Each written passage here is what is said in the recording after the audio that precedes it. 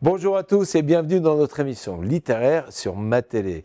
Aujourd'hui, changement d'ambiance avec la très catastrophique visite du zoo, un récit drôle, inattendu et plein de rebondissements signé Joël Dicker. On aura l'occasion d'en parler dans quelques instants et forcément celui qui nous a donné l'idée de découvrir ou de vous faire découvrir ce roman étonnant entre humour et mésaventure, c'est notre ami Patrice. Bonjour Patrice. Bonjour Bertrand. Patrice, c'est rare de te retrouver dans cette émission et nous emmener dans cet univers. On aura l'occasion d'en parler. Est-ce que tu veux d'abord nous présenter l'histoire qui est au cœur de ce roman, ouais. La très catastrophique visite du zoo? Alors, j'ai failli...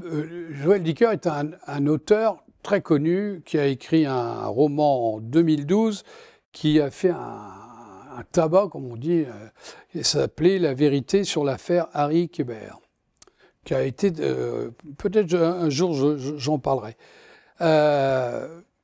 Il est très connu, ce garçon-là. Et quand j'ai vu la couverture du livre, ça peut être que bien, parce qu'il écrit très très bien. Et puis, d'habitude, donc je regarde la...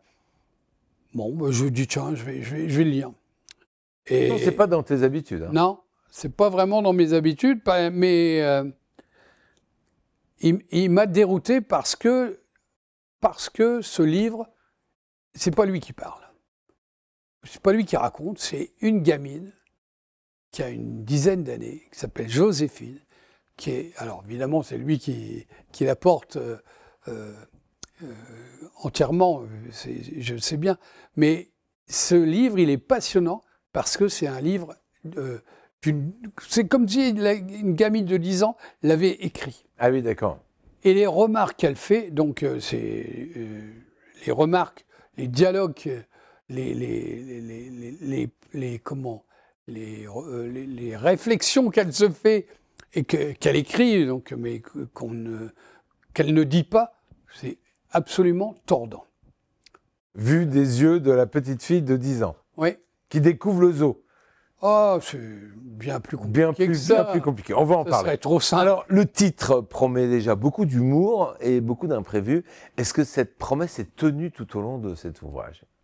Largement, puisqu'on va...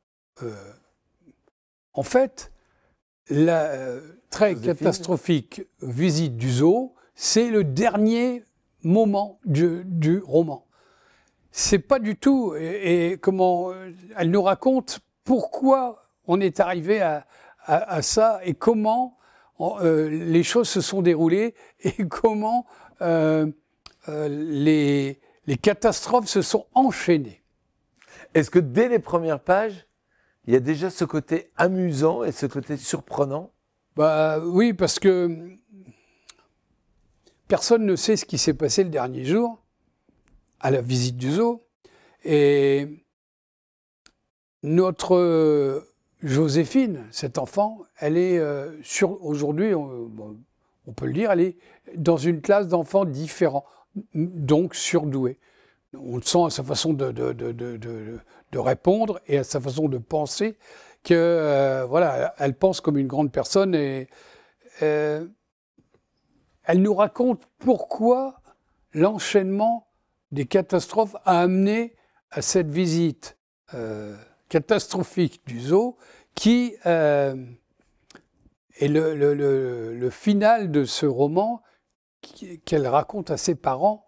On le comprend qu'à la fin. Alors, pour créer un roman dit humoristique, ouais. Si c'était un film, c'est facile, on a l'appui de l'image et ça vient déjà ramener des situations. Comment ça se passe? Comment Joël Dicker nous permet de nous emmener dans des situations humoristiques autour d'une visite? Par la façon dont ces enfants nous parlent à travers Joséphine, puisqu'elle nous parle d'un garçon qui ne parle pas, un copain à elle qui est sûrement... Et donc ce livre, il nous raconte des enfants différents et qui ont un comportement très différent, très mature, très réfléchi. Et ce livre nous oblige aussi à penser à ce que nous faisons aujourd'hui sur de bien et de mal. Ouais, finalement, il y a un fond important. Bien sûr. J'ai découvert ça après. On se pose des questions sur notre façon de regarder les gens qui sont différents. Ah oui, donc le regard qu'on porte Voilà. sur cette différence. Est-ce qu'il y a des situations qui t'ont vraiment marqué dans cet ouvrage, ou qui t'ont fait rire particulièrement, ou qui t'ont surpris? Ben, toutes les situations, elles sont autour de cet enfant, puisque c'est elle qui le raconte. Elle est en train de le raconter à ses parents, mais elle raconte l'histoire du zoo. Mais avant, elle va raconter pourquoi il y a eu un enchaînement de catastrophes, plus ou moins grandes d'ailleurs. Et c'est superbement bien fait parce que on se dit, mais quand est-ce que ça va s'arrêter tout ça? Et puis, ben non, ça va pas s'arrêter puisqu'il y aura cette fameuse visite de zoo qui se terminera. Donc on laissera les lecteurs le découvrir. Est-ce qu'on parle d'humour plutôt absurde ou d'un comique de situation qui est bien ancré dans la réalité? Il n'y a pas d'absurdité dans le sens où il n'y en a pas. Enfin, il y en a un petit peu dans le sens où certains comportements sont un petit peu décalés, mais par rapport à notre vision, pour eux, pour ces enfants de cette fameuse classe spéciale, c'est tout à fait normal. Alors, tu nous as parlé de Joséphine, mais quels sont les autres personnages? Alors, il y a la maîtresse, il y a la maîtresse d'école, une jeune femme qui s'occupe beaucoup d'eux et de cette classe qui va avoir beaucoup d'ennuis. Il y a le directeur de l'école d'en face, qui est une école, je mets des guillemets, normale. Classe, enfin, normal, ouais, normal. Voilà, une école pour enfants habituelle. Et puis, il y a les situations qui sont créées par les adultes. Mauvaises situations qui sont créées par les adultes. Il y a évidemment un petit peu de loufoquerie dans ce roman. On ne peut pas raconter une histoire d'une visite très catastrophique sans que ce soit un petit peu loufoque. Mais c'est un loufoque qui nous fait beaucoup réfléchir. Est-ce que tu as eu une certaine empathie ou une affection particulière pour un de ces personnages? Bah, pour Joséphine. Joséphine, elle m'a bluffé dans le sens où je connais des enfants à haut potentiel. Voilà, comme on dit aujourd'hui. Souvent, ils ont une attitude d'adulte, mais sans complexe. C'est-à-dire, pour eux, c'est normal. Donc, tout ce qu'elle dit, c'est plein de bon sens. Et quand on réfléchit 2 secondes, on se dit, ben, elle a raison de considérer telle chose comme anormale.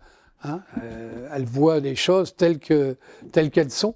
Moi, cette gamine-là, elle m'a beaucoup, à travers Joël Dicker, parce que c'est lui qui l'a créé, mais cet enfant et cette classe d'enfants m'a beaucoup intrigué. Et dans cette classe d'enfants et dans leurs accompagnements, aussi bien le directeur de l'école d'en face que la maîtresse, est-ce qu'il y en a un qui t'a fait le plus rire? Bon, encore une fois, tout tourne autour du personnage central qui est cet enfant qui a 9 ans et demi, je crois, à peu près, oui, 9-10 ans, et qui raconte l'enchaînement, mais l'enchaînement inévitable. C'est-à-dire que la situation 1 entraîne la situation 2 jusqu'à la visite. Alors cet enchaînement, c'est dû au rythme, c'est dû à la manière d'écrire de Joël Dicker, ou c'est parce que c'est très rythmé. En fait, aujourd'hui, jusqu'à maintenant, tu nous le disais au début de cet entretien, c'est la première fois que tu découvres ce style d'écriture par Joël Dicker, l'humour. Ouais, je n'ai pas souvenir d'avoir lu d'autres livres humoristiques, enfin très humoristiques, mais la grosse différence, c'est qu'il ne nous a pas habitués à ce genre-là.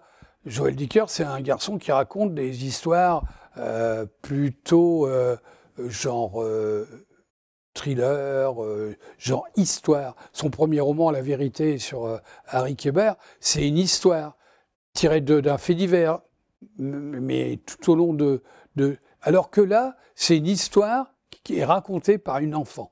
Moi, je crois que c'est ce qui fait la différence avec tous les romans que j'ai pu lire jusqu'à aujourd'hui, c'est qu'on a vraiment l'impression que c'est elle et elle seule qui raconte. C'est la manière dont il sait nous emmener à la place de cette fille. C'est fort ça, parce que parler comme une enfant de 9 ans, un enfant un petit peu évolué, en tous les cas très évolué, tout au long du roman, c'est une prouesse, je trouve. Bien sûr. Alors donc du coup, la grande force narrative, c'est ça. Ouais. Mais est-ce qu'il y a aussi les dialogues qui jouent un rôle, le rythme qui joue un rôle ou autre chose? Alors, on parlait souvent des dialogues à la Audiard, dans certains films. Bien sûr. Qui nous bluffaient. Et bien là, il y a les dialogues à la Joséphine. Parce que Joséphine, elle a une répartie étonnante, mais une répartie réfléchie, toujours... Vue par les yeux de Joséphine et par le cerveau de Joséphine. Ouais. Moi, je trouve ça vraiment très, très, très bien.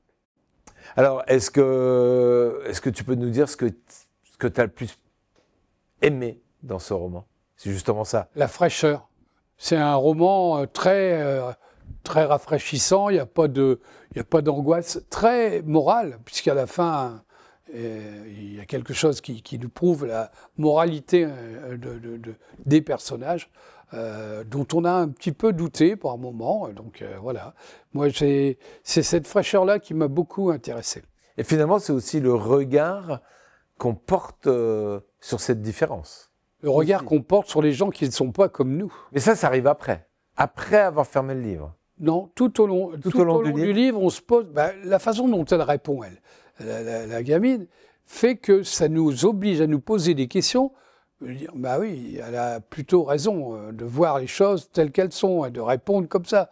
Et des fois, elle est recadrée, entre guillemets. On dit, non, il ne faut pas la recadrer, c'est elle qui a raison. Voilà. Donc c'est une vraie remise en question. À qui tu recommanderais cet ouvrage? Tous ceux qui ont envie de rire et de lire un livre frais et d'être dérouté par Joël Dicker. Parce que honnêtement, je trouve que c'est très déroutant par rapport à...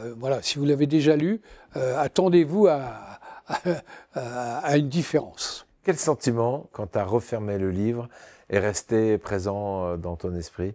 Et la raison qui t'a aussi amené à dire « j'ai envie de le partager avec les téléspectateurs ». C'est le regard sur les autres, la différence. La différence, je pense que c'est quelque chose, parce que ça oblige à se poser plein de questions. Merci beaucoup, Patrice. Merci, Bertrand. On te retrouve dès la semaine prochaine pour une nouvelle pépite que tu partages avec nous. En attendant, la très catastrophique visite du zoo de Joël Dicker, on peut le retrouver chez... Alors, pour l'instant, il est pas en poche, il est chez Rosie and Wolf. C'est là où il a été édité très nombreuses reprises. Je crois qu'il n'a pas changé d'éditeur. Alors, si vous voulez passer un moment idéal, un moment de sourire, un moment de plaisir, mais aussi un moment de réflexion, puisque ça nous emmène dans tous ces états-là, cet ouvrage est fait pour vous, partagé pour vous par Patrice. Merci à toi et à la semaine prochaine. À la semaine prochaine, Bertrand.